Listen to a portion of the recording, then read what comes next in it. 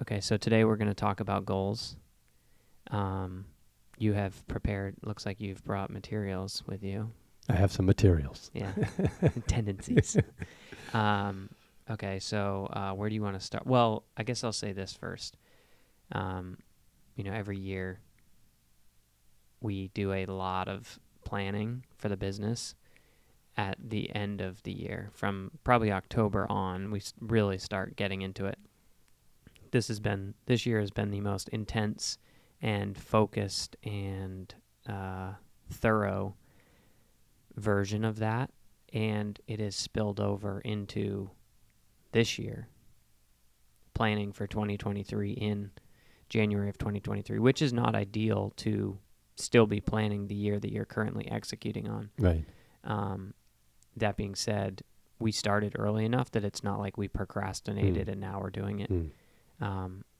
In my own personal life, I try and reflect at the end of the year and then start, on a good note. Not necessarily New Year's resolutions, just so I went through with a few friends, and we did some like reflection questions.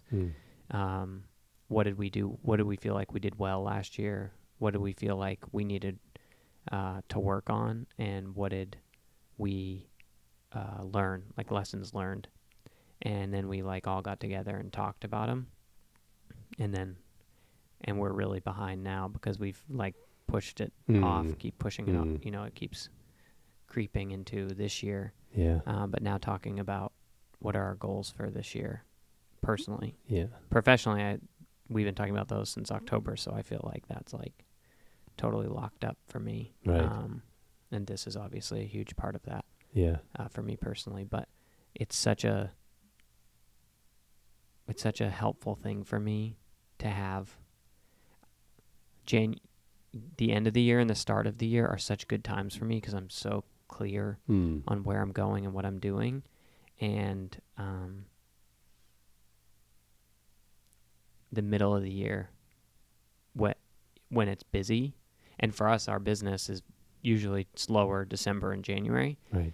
And every year we're always kind of like, well, what's going to happen this year? And then in June, we're like, straight out. The fan is flying. Yeah, it's just chaos. Yeah. So during those times, you kind of lose clarity and you kind of get pulled in whatever direction, the world pulls you in, people pull you in. So this is going to be good for me. It's very timely because I'm kind of figuring this out for myself right now. And I think for other people, their brain has either been there for a few months because they're planners, or they're not, and it should be, or they're somewhere in between, and like me, they're kind of, okay, I need to like stay focused on whatever I committed to January 1 if it's a New Year's resolution or whatever. So I'm excited for whatever you bring us today. Yeah. Well, I think something else to be said about, our planning, our business planning, which, spills over or incorporates our personal planning as well, that, we came into 2022 with a real good set of plans. So some of the work that we've been doing since October or so is to review where we were at and what we did in 2022 and what we're going to do what we're doing in 2023. And really for me, partly because of the way real estate is, my planning starts in September, because in October, your year is ending as far as a business perspective goes, because when you write a contract in October, will you close that at the end of the year? Possibly, or it may already be a transaction that's going to take place in your next year. Because there's a lag from when you write a contract to when the 30, 45, 60 days. Transaction closes. Yeah. And in this market can be even longer or shorter than that. So it really depends on how you're going to forecast that. Yeah. But I think, starting the planning process and really starting the review process is what happens first. And, how did I do in this year? What did I accomplish? What were my goals? Did I have any goals at all? I did a little, you've all heard this before about people and planning and actually having goals. And there was a Harvard business study that was done. 83% of the population doesn't have goals. 14% have a plan in mind, but their goals are unwritten. 3% of the population have goals written down. This study went on to say that 14% of those who have goals are 10 times more successful than those without goals. Can you say that again? 14% of the people who have goals are 10 times more successful than those who don't. And the 3% with written goals are 3 times more successful than the 14% with unwritten goals. Okay. So 14% of the population has goals in mind. Mm-hmm. They're 10 times more successful or likely to be successful than people that don't even have anything in mind. They're just floating through life. Yeah. Okay. And then how many percent have them written down? 3% have goals written down. Okay. 3% of the population has written goals, and they're 3 times more likely than the 14% who just has a general plan. Mm-hmm. So they're 30 times more successful than people with no plan at all. Yeah. So those that have the written goals are the ones that are going to have the greatest accomplishment, which should lead to fulfillment, which should lead to happiness. And having the written goals, having them written is great. Seeing them every day is the next step, and that allows you, seeing it every day in the morning and at the end of the day, allows you to visualize, where you want to be. And before you write a goal or even consider thinking about a goal, why? Why have a goal? Certainly these numbers lead people to, understand why having a written goal is helpful. However, what is the purpose of the goal for you? And, research has shown that creating a goal for yourself helps you improve yourself. And improving yourself means you can be a better person for those that are around you, either those that depend on you or that you serve. And being the best version of yourself allows you to be a better version for them and bring more value to them. So visualizing the goals, seeing them every day, having them written down in a format that is easy to understand, and making them so they're goals that are talk about SMART goals, which are they're simple, they're Specific. Thank you. They're specific. They're measurable. Yeah. They're assignable. They're realistic. Let me start that again. Yeah. The goals are specific. They are measurable, assignable. They are realistic, and they're time specific. It's easy to come up with I want to be happier. Well, that's awesome. And I want to be happier. Everybody wants to be happier. And then you start to drill down, okay, what's going to make me happier? And when am I going to be happier? So the easiest example often to use is physical exercise. Most people have some ideas around physical exercise. And at least for me, it's easy to come up with numbers for physical exercise. So, you could say, okay, here's my SMART goal for physical exercise. In the first 3 months of the year, I'm going to make it so that I get up every morning at a specific time, 6 o'clock in the morning, and I'm going to work out for 20 minutes. And these are the exercises that I'm going to do for those 20 minutes.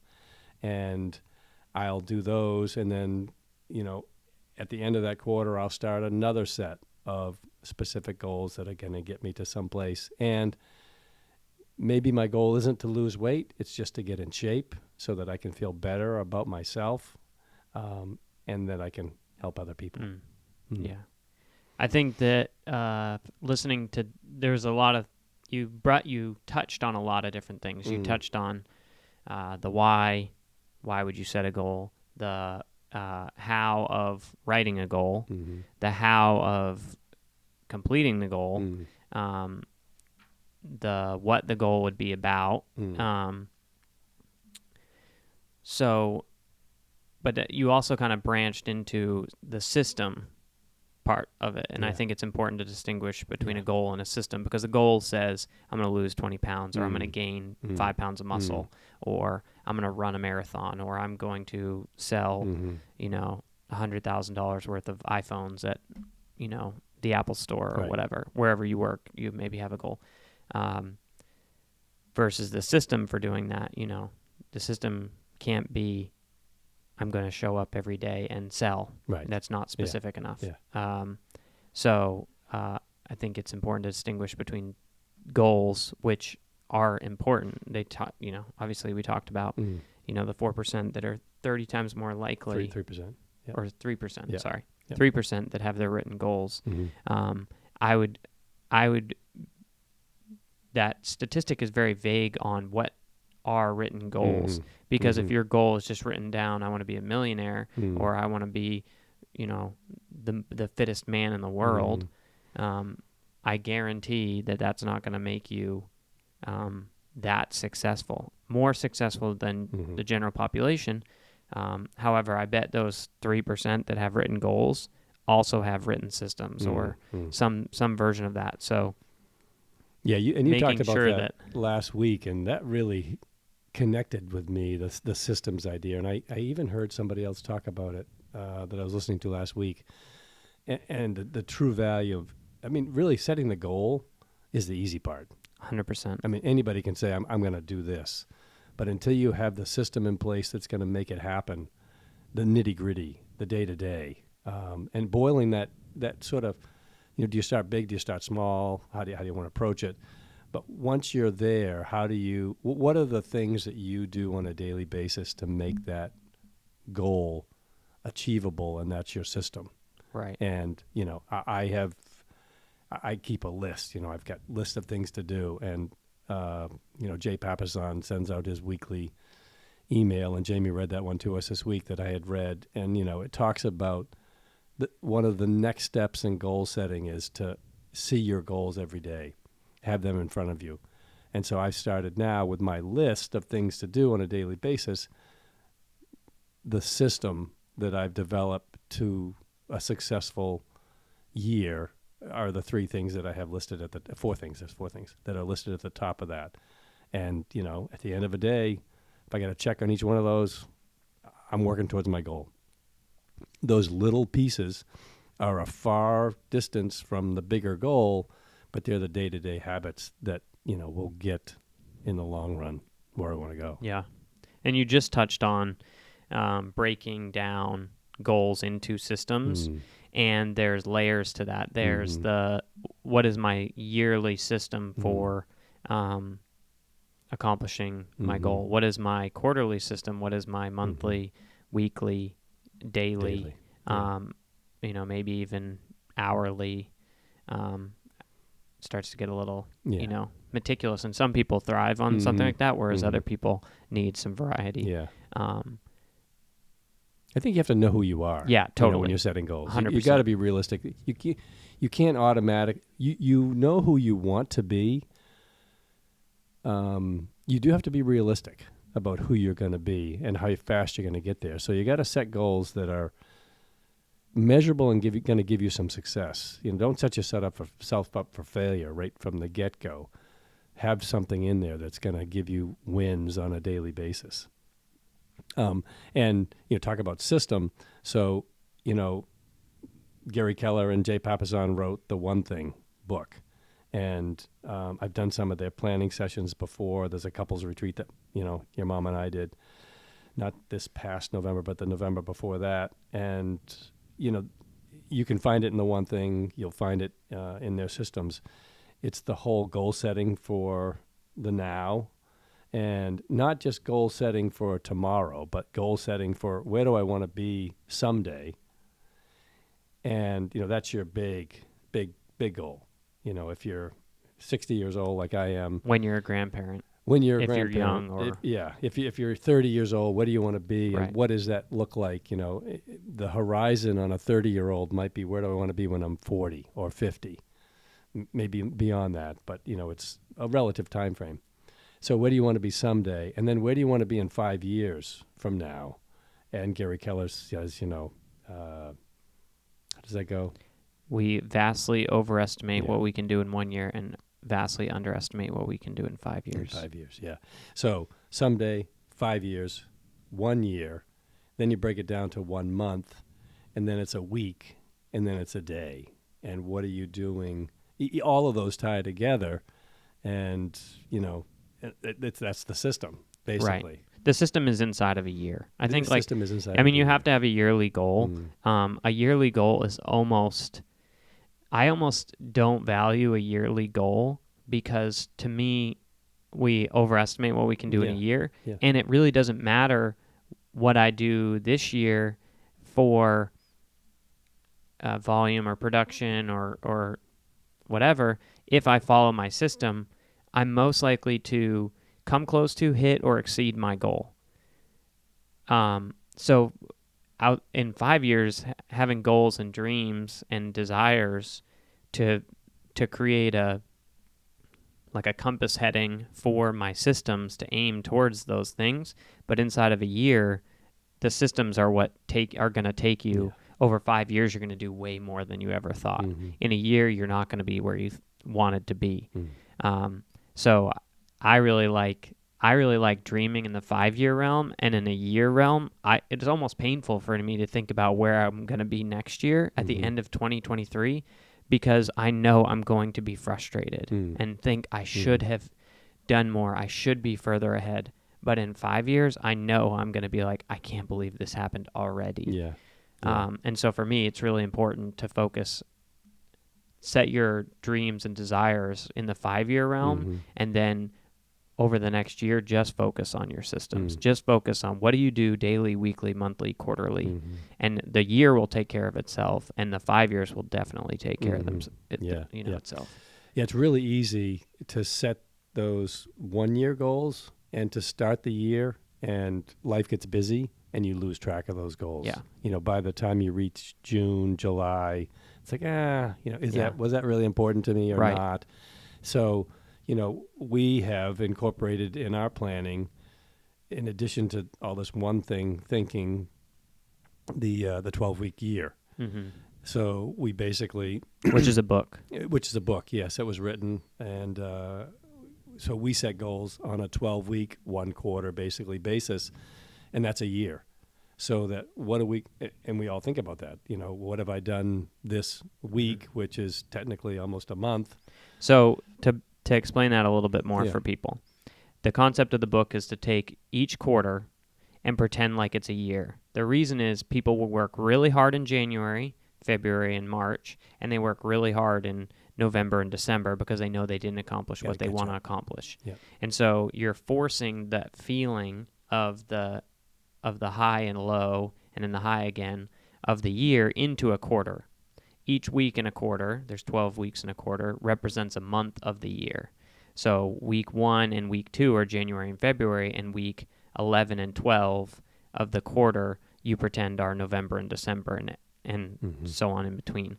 So you're trying to accomplish and treat 12 weeks like you would a year, because at the beginning you set new intentions, and at the end you're kind of trying to make up for all the time you missed in the middle because you got busy. Right. And then in the next quarter 2, you're starting January again, which is week 1, and you're setting new intentions.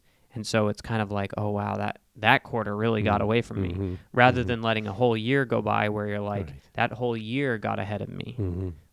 So instead, you're really checking in with yourself, 4 times a year versus really just once a year. Right. And it's a great opportunity to reflect, refresh, and move on. Yeah. Onto what's next. Right. And you may have found it also gives you the chance. 3 months is a considerable amount of time to change a habit. We can talk about the 66-day challenge and, changing habits and changing your... How long it takes to form a habit. How long it takes to form a habit, right. And so within those 12 weeks, you can change things and how you look at them, how you do things. So that's real value, I think, in that time frame, that time period. It's short enough so that you don't lose track, you don't get burned out necessarily. And again, at the end, you start to reflect on what you're going to do in the next quarter to either move forward or, jump ahead of where you were at. Yeah. I think too, when you set systems for the year, you make a commitment. Okay, I'm going to do this for a year. I do things really well for like 3 to 6 months, and then I'm like, either fall off or get bored, or it's not working anymore, and you actually need to change what you're doing. I mean, the world changes so fast now that you might be focused on something for 6 months, and you shouldn't be focused on it anymore. Right. Or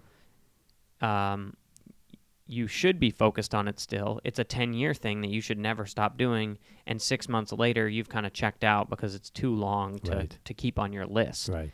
So when you do a quarterly thing or a 12-week year thing, every 12 weeks, you're recommitting to, I'm going to keep doing this because I know it's worth doing, or going, do I really need to, like, do this? Am I really going to go in that direction? Right.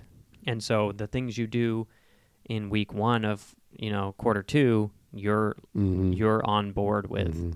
And then, week 1 of quarter 3, halfway through the year, when you would be falling off of things or should be falling off of things that don't make a difference. Right.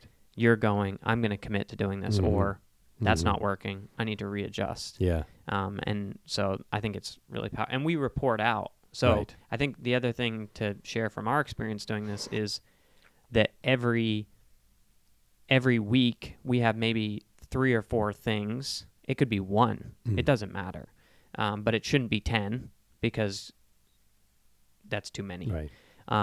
We have 3 or 4 things that we're really tracking that we should have done every week. Maybe it's how many people we've, reached out to continue developing our relationship with, and to, whether it's making a new friend or helping someone out, or maybe it's, for instance, I produce a podcast, for you or Jamie and Tyler every week. Right. Or 1 excerpt a week. So every week I'm saying, did I do that or did I not? Right. If there's 4 things and I did it, it's a 1, and I didn't, it's a 0.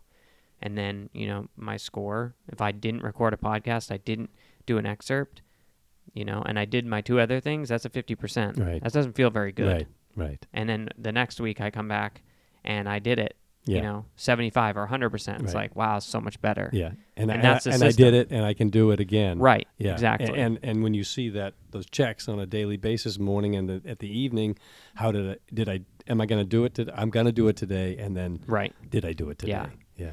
And instead of in November and December, you're going, oh man, I wish we started that podcast.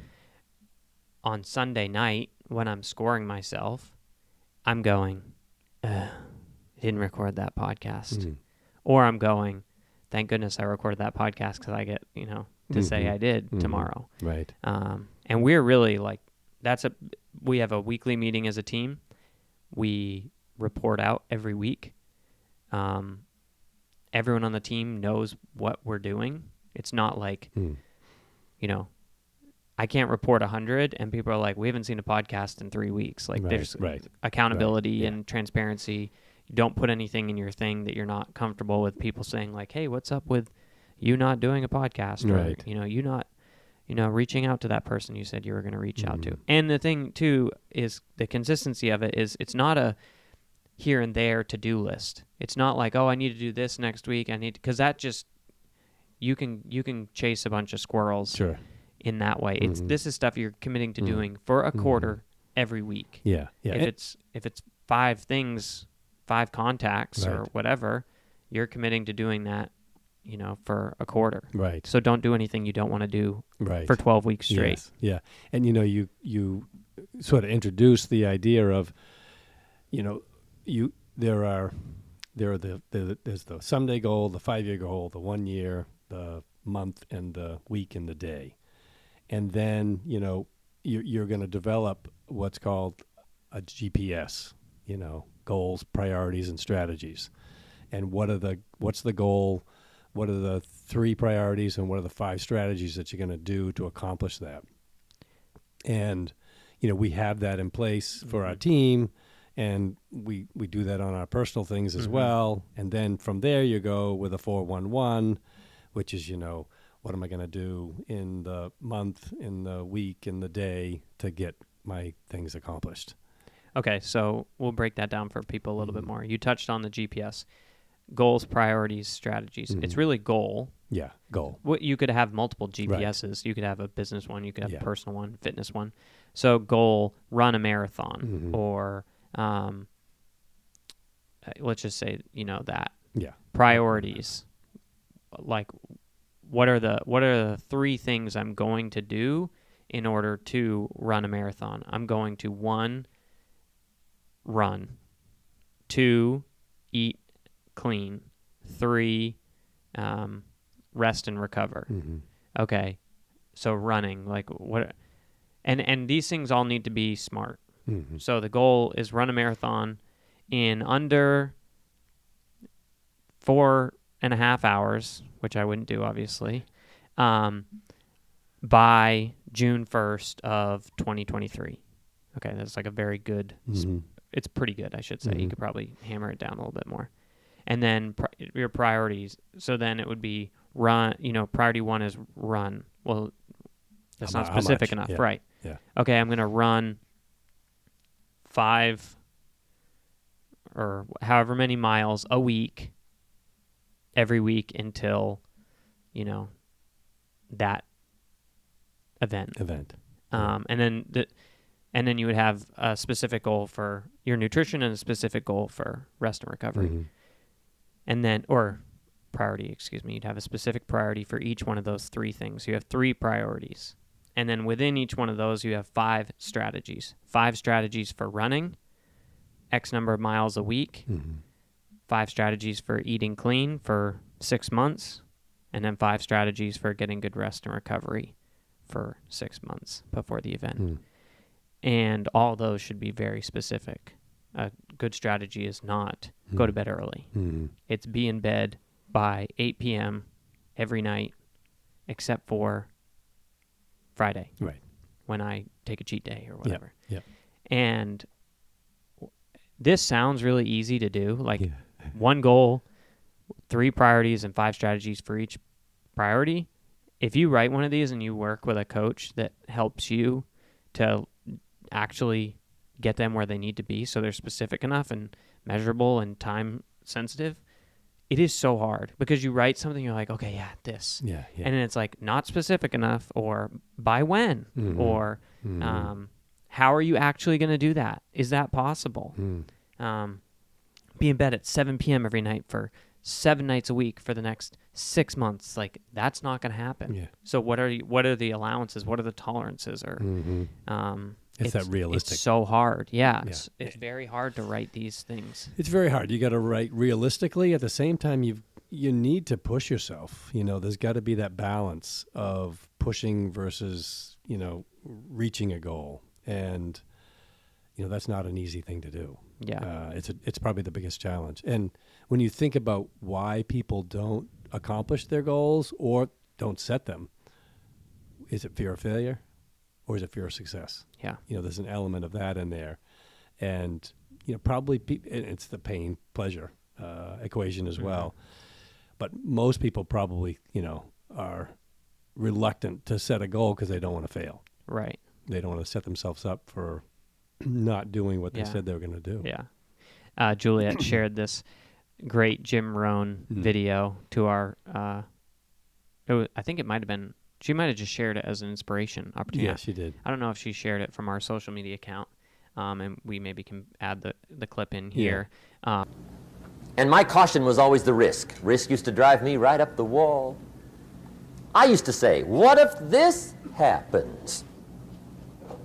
It's called the language of the poor. What if this happens? And on top of that, if this was to happen, look at the fix I'd be in. I better not try. I could always ace myself out. Then I'll tell you what changed my whole life when I finally discovered it's all risky. The minute you were born, it got risky. If you think trying is risky, wait till they hand you the bill for not trying.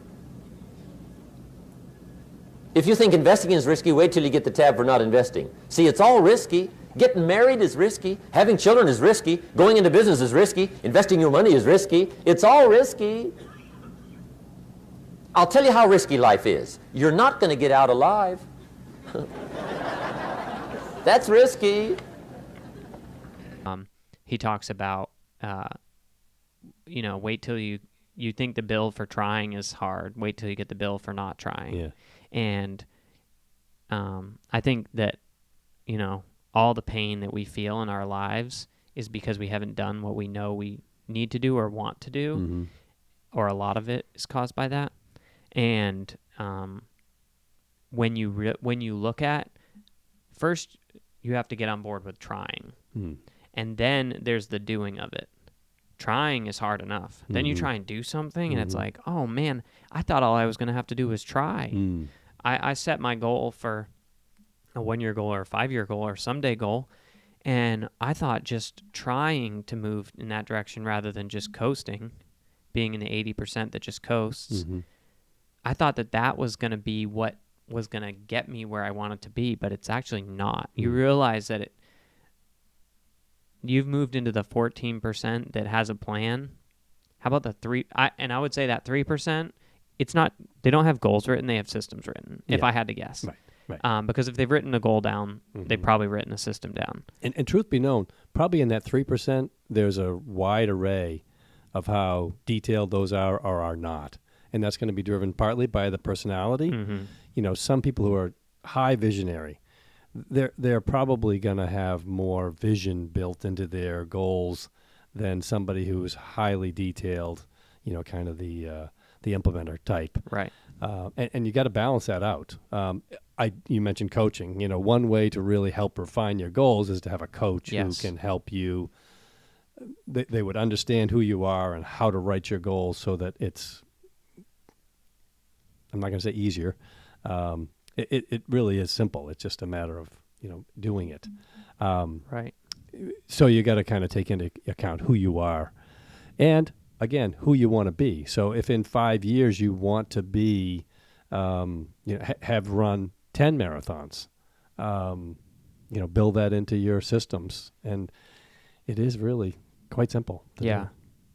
do. I think it's funny that it's like we put up this banner that says goal setting, and it's like, it's the way you get people to show up to the booth or the tent or the podcast or the event. And then you get there and it's like, this isn't goal setting. This is systems.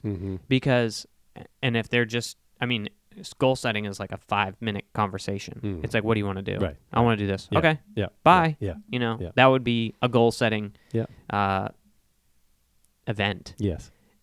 But in order for it to have real value, you need the systems development in order to hit your goals. So these goal setting conversations that we're having or with a coach or an event is really a systems event. Right.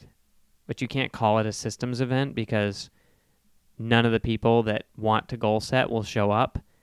And so it will be a total wash. Yeah. It just wouldn't work. Yeah. I think that's pretty funny. It's very funny. And Yeah. you think about it, you talk about going to these goal-setting events. So they happen every year. They happen throughout the year. We all are presented with the answers to what we want to be and where we want to be in a certain period of time. The question is, are we willing to engage and are we willing to take on the project to get the work done, Right. to make it happen? And your success will be determined by how willing you are to step into that. And I think, you mentioned, alluded to it a little bit ago. So to me, there are certain things in life that are easier to set goals around. I mentioned physical. For me, that's an easy one to say, okay, tomorrow I'm going to wake up and I'm going to do this routine.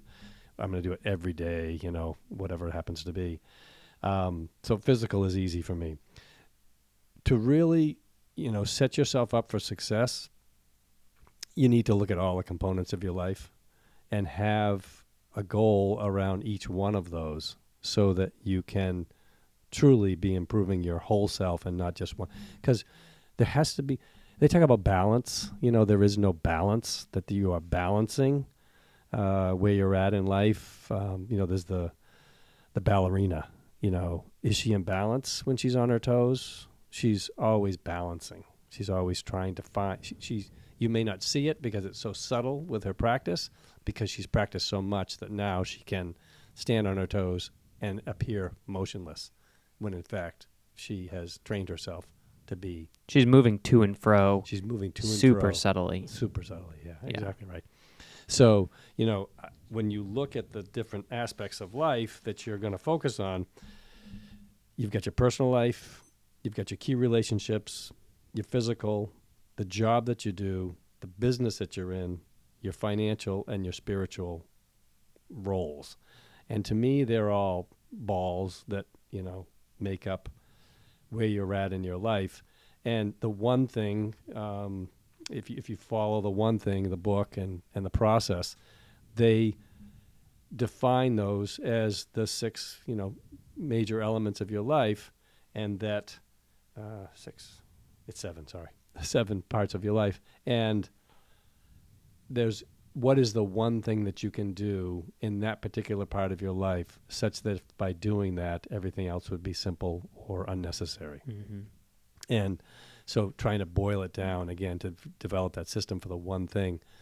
And to me, the way I see it is you've got these balls and they're all important. However, the spiritual ball is the most important one. And if you can look at your life as a sphere, and if you can put that spiritual ball in the center and have that one as your primary focus, and the others are important, but they're outside the sphere or outside that center core, if the spiritual one is in alignment, then the others will roll along and keep that ball rolling in the right direction. Mm-hmm. So you're moving forward. Yeah. It's almost like a bearing where there's the center metal wheel, and then all the other wheels are stacked on the outside, and then another metal wheel, and that the spiritual one is really like the center. And I use spirituality because for me, that's where my center comes from. And when I'm in the right place spiritually, I can fulfill the other roles, and I can be better at a key relationship with Laurie or with you guys or a friend.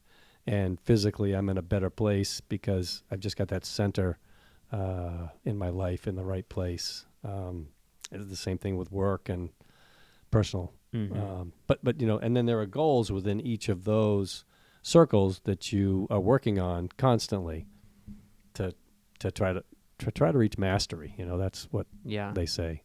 And they talk about how there's layers of complexity to this. So if you boiled it all down, it would be what is the only thing that matters. Okay, spiritual. If you blew it up and made it super complex, you could maybe come up with 100 balls of little micro areas of your life. They talk a lot about the bouncing ball versus the glass ball analogy, that if you're juggling all these things, your spirituality, your business, your family, your personal life, your fitness, what are the balls that if you drop, they will bounce? Your career, your social life, your entertainment. What are the balls that if you drop them will break? Your marriage, your physical health, other things like your key relationships that, if no one hears from you for 2 years, right, you're gonna, that's gonna cause some serious pain. And I think that that's a good reminder for me of keeping the main thing, and keeping those more fragile balls on the inside of the circle, and the other things can float, come in, come out. Right. If you drop them while you're juggling, it's not a huge deal. Yeah, because when you have those balls within that magnetic field, however you want to look at it, when they're in alignment, then that's when you realize an inner peace that can give you fulfillment, and that fulfillment's going to lead to happiness. And when you think about a goal, if you're going to set a goal, what would be a great goal? To be happy. Really start there, and what does it take for me to be happier in the process? You talked a little bit about the balancing of it. I think it's important to translate that, the ballerina balancing. At some point, she's leaning more to this side. At other times, she's leaning more to this side. Sometimes she has to lean really hard to one end in order to fix, she's Right. put too much weight over here. And other times it's slow swinging back and forth. Mm-hmm. And there are seasons or times or periods where you're going to really need to focus on your business, or you're going to really need to focus on your marriage. You have a newborn baby. I mean, if you're at work all the time, right. like you're missing it, man. Mm-hmm. Your baby is now a year old. Maybe you can swing back a little bit more focus at work, but for that first, few weeks after the baby's born, you better be gone from work. And then, you're in a season where your kids are in school and, everything's good, and you have a huge opportunity to take your business or something to the next level. Mm-hmm. And it's going to require 3 weeks of like solid work. You maybe even travel. You're going to have to be gone for 3 weeks in order to make this happen. But you're so committed to, something else that you're not willing to do that. Well, you're probably going to miss that opportunity. There are times when maybe you need to go, okay, a family discussion, I'm going to be gone for 3 weeks in order to do this. It's going to project us so far forward in the future. Or a financial opportunity. I mean, I'm a saver. I'm not a saver. I'm working on being a better saver. I'm an investor. That's like, I take money and I'm like, go away, go away, go away. I'm working on becoming a saver. Some people are just savers, and they will miss the opportunity to own something that is truly worthwhile because they're so committed to saving, and they're not willing to step outside of that and let the balance swing from saving to investing back to saving again. Yeah. At the same time, something I will admit to not doing as well as I'd like is I'm such an investor that I have learned that I need to swing away from that at times and stabilize and to, okay, maybe I don't take on another risk for a couple of years or a year, and I stabilize here to make sure that I don't have a giant leak in the boat that I don't know about. Right. Right. And I think the boat and the leak analogy is sort of back to if you've got a business commitment, let's say, that's going to take 3 weeks, and you have a family meeting and you discuss, how this is going to look. You can do that without leaving, and you don't leave everything else behind. You just shuffle the time that you're spending within each. But I would advise, not spending 3 weeks, just forgetting everything else. You simply move the time around that you have in a day, and maybe you're not able to have dinner with the family every night, but you have a phone call with them every night to check in, at appropriate times and whatnot. Yeah. You just can't abandon everything, right, I think. Right. Yeah. Right. What else did you have in your materials? What other things have we not touched on that you kind of want to hit? I think going back to the goal-setting process sort of at a glance, again, determining your someday and your 5-year goals, and sharing them with people who are going to be impacted by those goals. Put your goals on paper. Work backward from these goals to determine what you're going to accomplish in the year ahead, and using the GPS, to break down your year into the priorities that you're going to focus on, the strategies that you've got, again, your system, and then the 411 to indicate the annual goals you're working toward, and design an action. The 411 is really more of the action plan, a little bit more of a system. We kind of glossed over the 411. Yeah. And 411 to me pull is that mic right up. Yeah, sorry. The 411 is a bit of it's the most challenging piece for me. I think it's because it's the real nitty-gritty of getting the work done. So what do you know where the name 411 comes from? Like, because it's monthly, weekly, and daily? Yeah. So is it 4 weeks? It's 4 weeks. Yep, the 4 weeks in the month. Okay, so that's 4. Yep. And then 1 is the week. 1 week. Yep. And then 1 day. Mm-hmm. Okay. So what am I going to do this week? And then what have I done that day? And what you've done in that period of time determines whether you're rolling forward.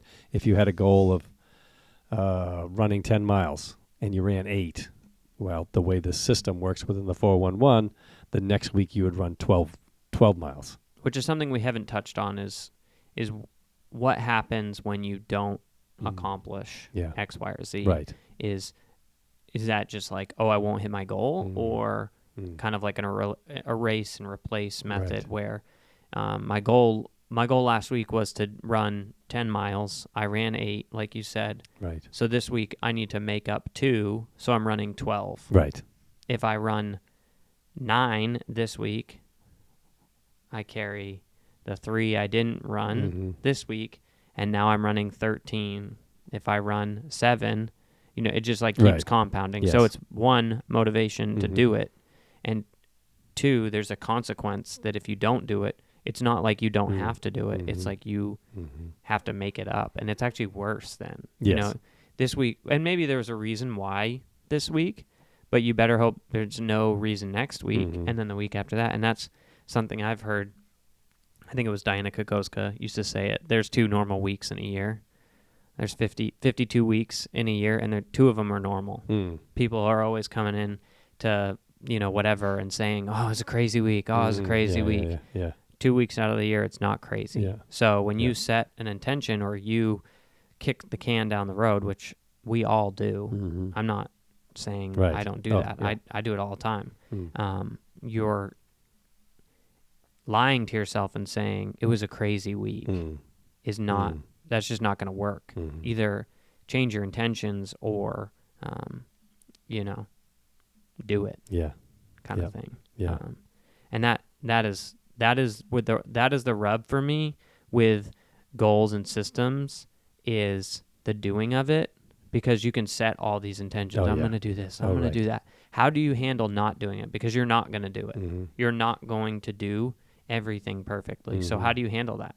Do you, all or nothing? That is, if I could put my 20s, actually, the first 25 years of my life in one sentence, it would be all or nothing, which is a great perspective. If you're going to commit to something, do it all the way. But just because you're not going to do something all the way doesn't mean you shouldn't do it. Right. It's like, exactly. There's still value in running, even if you don't run the marathon. Right. If you train for 6 months and don't get injured the last week, it's not like, oh, what a waste. Yeah. It's like you were in shape for,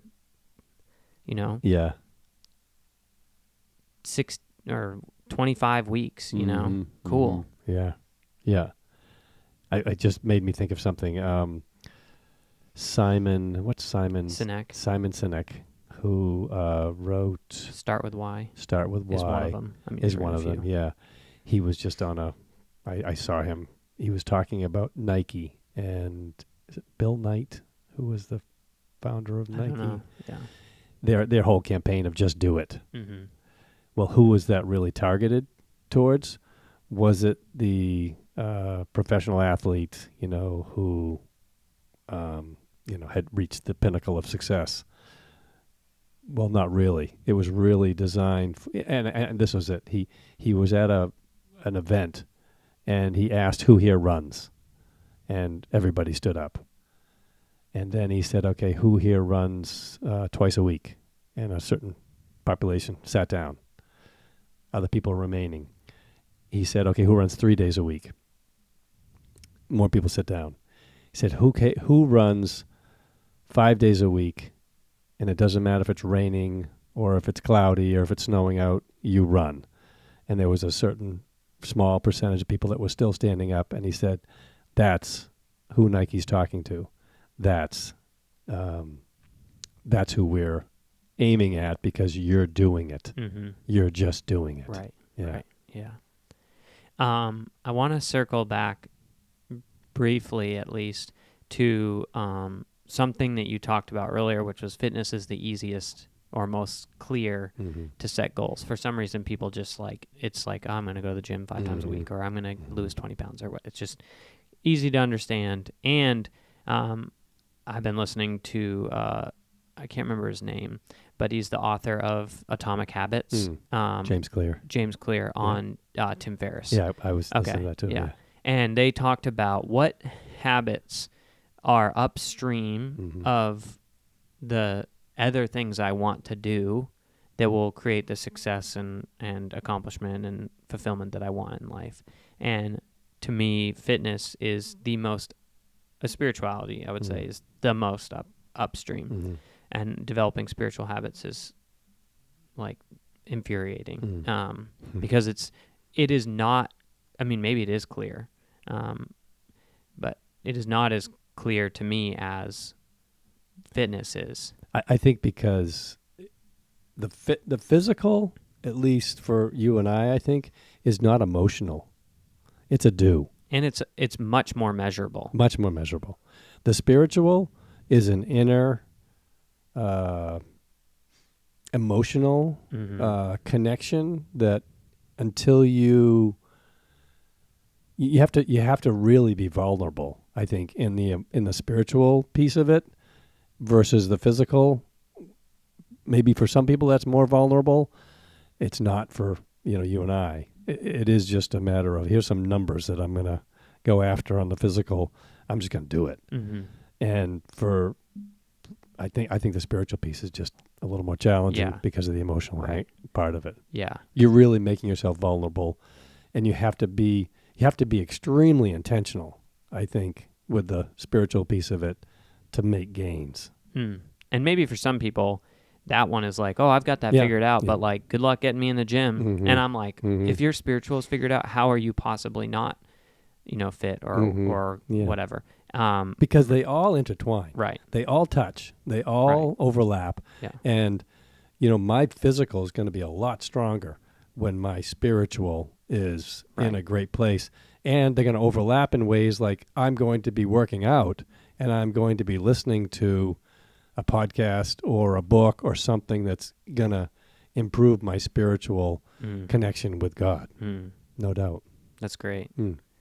So what habits are upstream? So spiritual is upstream of physical. Physical is upstream of, career. Family is definitely upstream. I think the more fragile the ball, too, you could almost say, the more upstream it is. And that's like a marker for what is upstream, but it's also maybe a way to determine what things you need to put first. Like, do you put spiritual before physical? Do you put physical before family, or family? Like, where do you put these things? It's almost based on the fragility of it.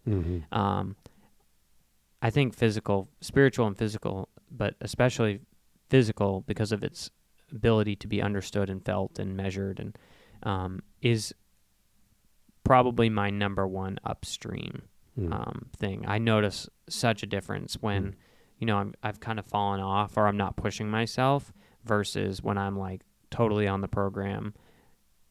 My system is bulletproof. It's daily. It's another thing that they said in this podcast was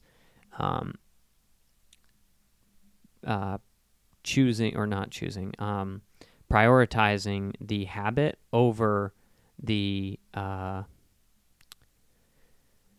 measurement of the habit. He said it in a much better way. And I wish I could go back and say it the way he said it. But basically, like, if you make a commitment to go to the gym 5 days a week for 45 minutes a time, go to the gym 5 days a week. Don't worry about 45 minutes. Versus if you don't go I only have 20 minutes today, so I shouldn't go. It's like, your goal is to be there for 45 minutes. Your system is go to the gym 5 days a week. So that was really good for me, of like, it's so much better just to go. And even if you did nothing, I drove to the gym, I took a shower at the gym, or I like cleaned some equipment or whatever, and then I came home. Like, that's the hardest part. So making sure that that's prioritized over like the 45 minutes. Yeah, and to carry that along, he also discussed that 45 minutes was his goal. There were times when he might have 15 minutes, and what he has figured out is, I can do this in 15 minutes. It's not my entire routine, but I can do this in 15 minutes. I can do this in 30 minutes. And optimize that time to get something done versus I don't have 45 minutes. I'm not going today. Right. Yeah. Because inevitably there are going to be things that, get in the way. Yeah. And figuring yourself out. When do you do your best work in all of those different parts of your life? And to some extent, you can schedule those, and moving your priorities, your system, your goals into your calendar is the final step. Because if it's not in a calendar, it doesn't exist, Right. and you can't make it happen if you don't have the time allotted for it. And it's also a very easy way. I'm very guilty of this. I physically can't complete all the things that I want to in this day, so I've got to figure out what to do and how to do that. What to cut and what to keep. What to keep, because I'll just overload. Yeah. Yeah. One last thing I will bring up from that podcast, the most powerful reflection question, they started off by talking about how do you reflect on a year or a season, which is, where I am kind of living right now about last year and moving forward, is what am I optimizing for? What mountain am I climbing? And when I get to the top of it, will it be worth it? What things am I cutting out of my life so I can have, or adding to my life so I can have or not have? And, that could be I'm optimizing for time freedom. So I work as little as possible and make as much money or as much impact during that time as possible. Or I want to have the biggest team, the biggest company, and so I'm not optimizing for time or freedom. I'm optimizing for scale and impact or whatever version of big is. We have a very small team, and we are not optimizing for member growth. We're optimizing for having an impact and keeping our team as small as possible for now. That could change. Right. Maybe you're optimizing for money. Maybe you're in a season where you have debt, or you have debt and you want to own assets, and you have to pay that off in order to buy or to invest. And so the number one thing that you need to do is make hay and hope the sun is shining as much as possible. And then you get out of that season and you've achieved some level of success in that, and maybe then you change what you're optimizing for. Right. Then maybe you're out of the debt, you have some assets, and now it's about consistent growth, but doing so where you see your family and whatever. Because some people get stuck in one versus the other. Right. They don't really launch because they're optimized for freedom, or which is fine if that's what they truly want, or they've worked 70 hours a week their whole life and they can't change.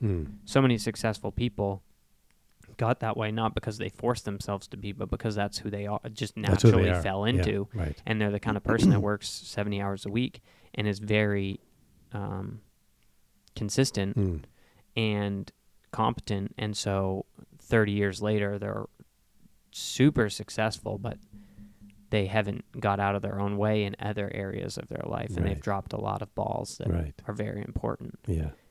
And so I think it's important to ask yourself, like, what am I optimizing for? And that's something that I'm really trying to figure out. Yeah. And it's not that simple. It's not that easy to figure that out. No. And then to do it is a whole nother story. And that's why a lot of people won't set goals, because, it is a challenge to boil down what am I going to commit to and what am I going to set a system for. That's a big step. It's a really big step. And I guess what I would say is, it's January now, and it's not too late. If it's June, it's not too late to start setting goals for yourself, to write them down, to create, what you want to be, where you want to get there, what's important to you, what's behind what you want to do. It's just not too late to get started. Yeah, and I think it's almost, if you haven't set goals before, or you're someone who's not consistent with setting goals, it's almost better to not start on January 1, because there's so much baggage that comes with New Year's resolutions that if you start in March and you're like, okay, and then to me, it's almost better to set goals shorter than longer, like this month I want to, or this quarter I want to, rather than this year or in 10 years. Like, it's almost better to work your way up. Yeah, right. And I've been pushed a lot since college to like set big goals. If it's easy for you to set big goals, maybe work on developing your ability to think big to act small. Mm-hmm. And if it's really easy for you to do things, you're a very competent, consistent, detail-oriented kind of person, you might need to like stretch towards thinking big. Yeah. Because oftentimes those people don't struggle to do what the intentions that they have. They struggle to, how could I like reinvent the wheel here a little bit and create something new or really overhaul my person. And when those people do that, it's I've seen people that think big act small and do, consistency. That's pretty cool to watch. It's very fun for me to watch people that are like really competent, but like kind of have kept the bumpers on their whole life, and then blow those things off and just go gangbusters, because they have these skills and the competency to do it when they change their mindset, or they blow up their life and they make it bigger. That's like my favorite to watch. And I'm not one of those people, so maybe that's why. But well, I think the book Rocket Fuel. Who wrote that? Do you remember? I can't remember. Yeah, I'm so bad with author names. I need to work on that. But Rocket Fuel and the whole idea of the basic premise of the book is to fuel yourself with rocket fuel, you need to have the two people, and one is the visionary and the other is the. I can never remember if it's implementer or integrator, but it's I think it's integrator. The doer. Basically the doer. Yeah. And you need both people.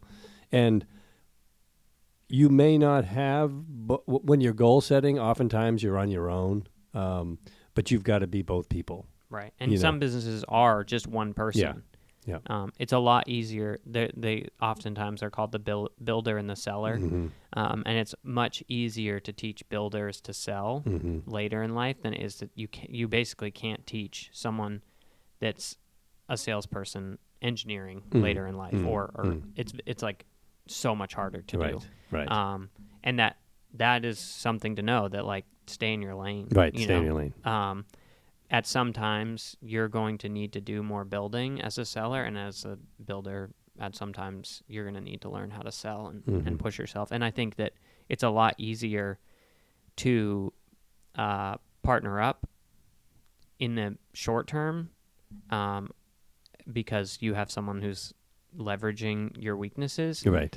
I think that you're going to feel the same amount of pain because you're going to deal with a partner as you would if you developed yourself more. And I think there's benefits to both, being solo and trying to, grow in areas of weakness. I also think there's something to be said for focusing on your strengths and having someone that you either partner with or hire.